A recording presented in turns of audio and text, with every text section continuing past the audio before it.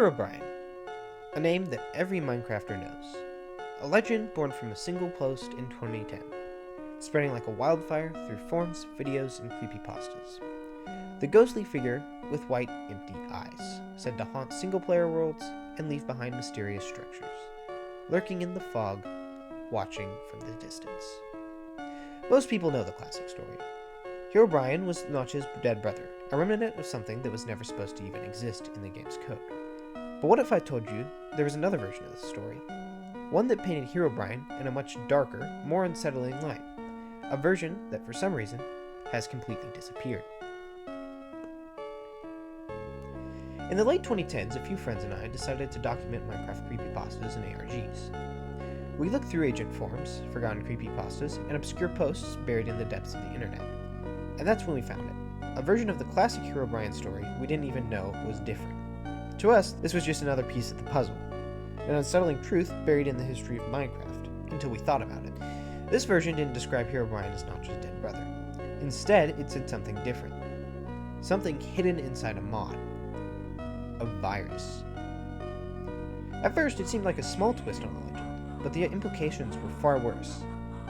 If Herobrine was a virus, then he wasn't bound by the limits of a ghost story. He wasn't just haunting old worlds or creeping at the edge of the fog. He was spreading, attaching himself to code, infecting the game itself, and that idea, that thought, started to make people uneasy. Here's the question. Why did this version even exist at all? Was it just another creepypasta, another evolution of the Herobrine myth, or was it something more? If Herobrine was framed as a virus, that changes everything. It's no longer a ghost story. It's a warning. A warning that somewhere hidden inside the sprawling web of Minecraft's modding community, there's something lurking. A line of code that shouldn't be there. A remnant of an abandoned project. A corrupted file that once installed would never truly go away. Did someone create this version to hint at something real? Or was it an attempt to explain strange glitches and anomalies a player had experienced? Or was it a cover-up, a piece of fiction meant to dismiss something that had already been found? If this story had spread, how would the community have reacted? Fear? Caution? Mass paranoia about downloading mods?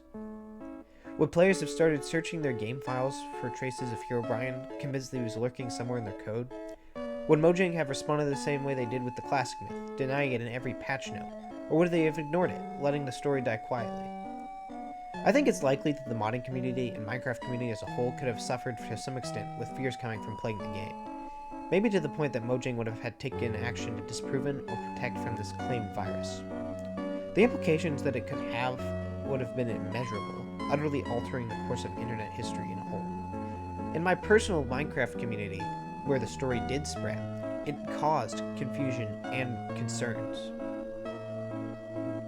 More importantly, if this story was erased, was it because it was just another forgotten legend, or was someone trying to make sure it never took root?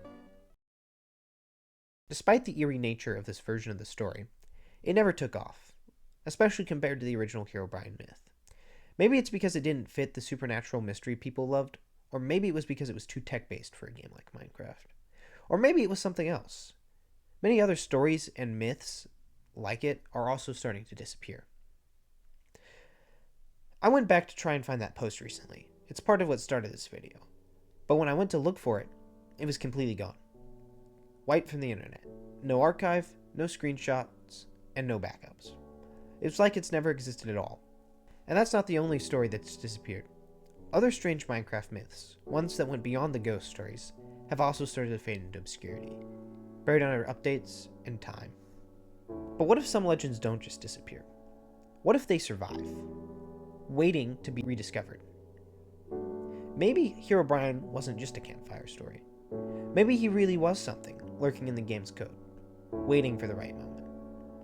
And if that's true, then maybe, just maybe, he's still out there, hidden inside a mod, a file, a server, or something, just waiting, watching, and spreading.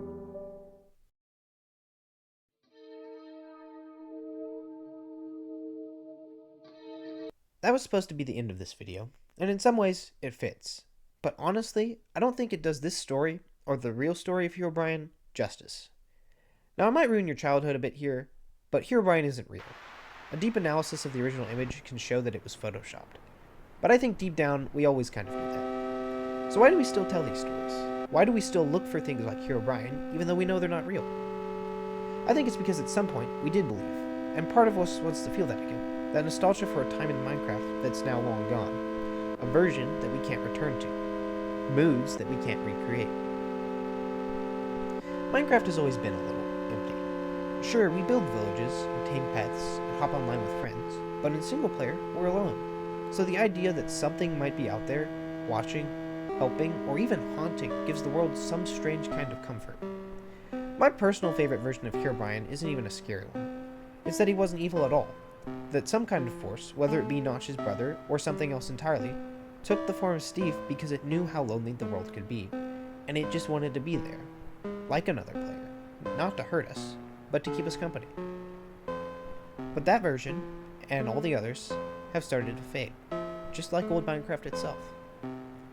Still, Herobrine, no matter which story you believe, lives on, as a part of you, and as a part of me. We need to cherish the past, but live in the present.